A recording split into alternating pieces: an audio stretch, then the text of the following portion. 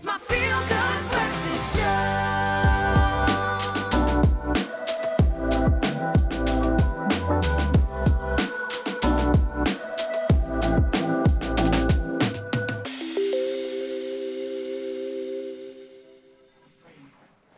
Oh man, I love what we are about to get into. And my friend, if you're just joining us, you are on your Feel Good Breakfast show right here on S3. It's so good to be with you, especially because today we get to recognize something that is all about us looking after ourselves and possibly even looking after our loved ones. Because as we count down to World Obesity Day tomorrow, we turn our focus to the South African reality. The latest data shows that obesity is one of the country's biggest health concerns, particularly among women and young people. And the reasons go far beyond personal choice. To help us understand, though, the scale of this specific challenge is one that needs a little bit of diving into. So we're joined by the incredible endocrinologist and SEMDSA, or rather SEMDSA, SEMDSA president, Dr. Raina Daya, who is here to help us just to completely understand what it is that we are dealing with as a country, but also more than anything else, more than we can do in terms of what we have in our own hands. That is what we're diving into.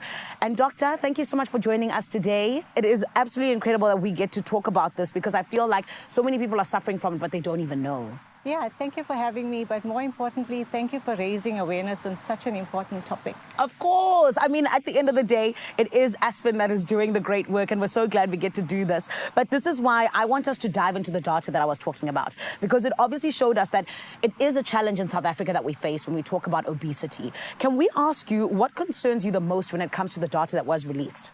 Okay, so as you correctly said, this is a global healthcare problem, right? And the numbers are increasing, the numbers are clear. Yeah. So 50% of South Africans are either obese or overweight, and like I said, the numbers are rising. So in other words, it means every second person amongst us is carrying extra weight. Wow. Now, what this means is that the numbers are increasing. We also see, as you correctly said, that women are more affected than males. Yes. And we are the largest population on the continent. Yeah. But what concerns me the most is the rising rates of childhood obesity. Now, compared to previously, we're seeing much more. It's happening at a younger age, which means a young child who's got obesity will far more likely to continue this into their adulthood, leading to complications, healthcare issues, etc. And the numbers are postulated to increase significantly. So if we don't do anything about it now, the future generations are going to be severely impacted. Sure, Doc, and I don't think that that's something many people think about. Can I tell you, I know that in South Africa, it really is sad that unfortunately a lot of parents don't have time to monitor what their children are eating. So I think that that's where we find our kids are now falling sadly victim to that, right? But now we also find that women, like you said, are disproportionately affected by obesity in South Africa. Why is that? Okay, so it's got a mix of factors, right? Biology, social, cultural, economical. I think yesterday we heard all about the biology, so I'll skip that part. Let's talk about the social, cultural, and economic. So let's picture the South African woman, right? They are the caregivers of the house, so they're looking after themselves, their families, the children, the household chores, etc., etc., etc., which means they have busy days. They're often skipping meals. They're eating whatever may be left over after the family has eaten, or they're simply grabbing something on the go because there's no time. Now let's focus on the working woman who wakes up at 4, leaves home at 5, gets to work, works a full day, gets home late.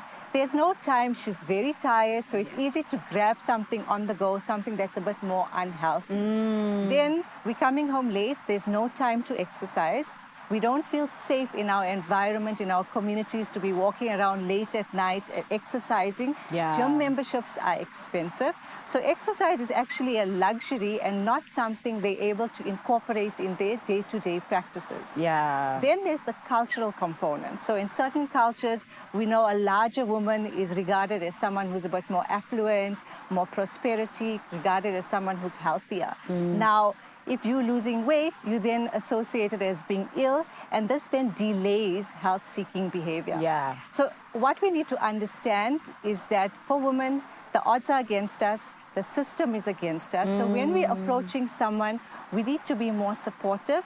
We need to tailor a regimen that actually works for the South African woman. Yes, and I mean, even the fact that in South Africa, sadly, we have so many one-parent households where most of them are women. Yes. Yeah, so you don't have that support. You're literally doing everything in the household, right? Yeah. And you've opened up my eyes to so many different factors that you don't even think about, even such as safety. Yes. But then let's talk a little bit about, just how much our environment also really shapes this, right? And speaking about it from the perspective of the child to the woman to the man, the food that's available, the way that we work and everything in between. How exactly does it shape our health outcomes? So the environment and our lifestyle choices do make a huge difference, and we often underestimate it.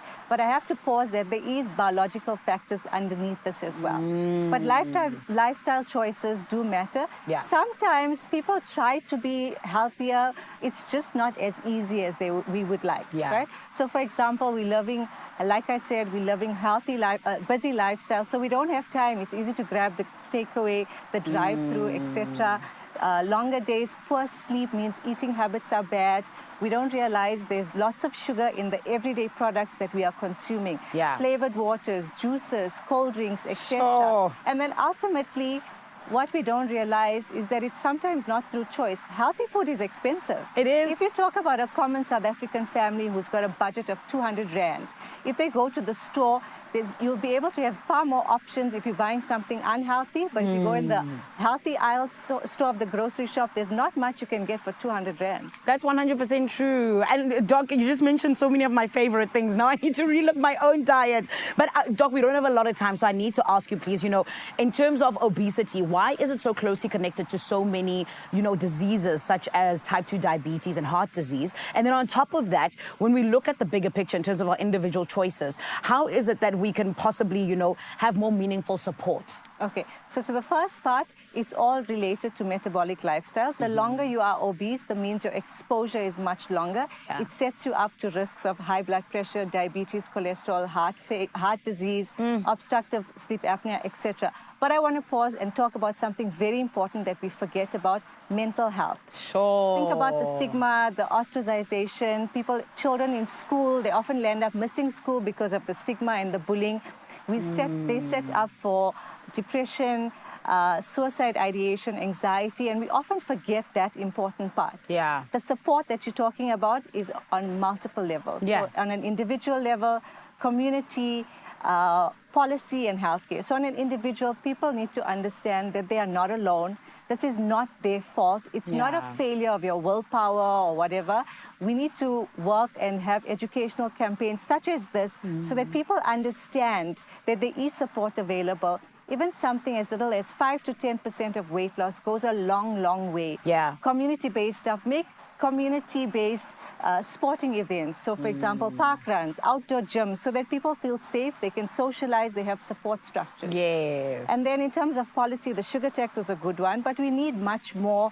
Make healthier food more economical, more affordable to the everyday South African out there. Yes. And then in terms of healthcare, we have drugs available, but we need them to be more affordable and more accessible to all people so that they can ultimately get the help that they require and live longer, healthier lives. Amazing. Doc, thank you so much for just opening up our eyes. A very big shout out as well just to you and the SEMDSA. You guys are doing such great work.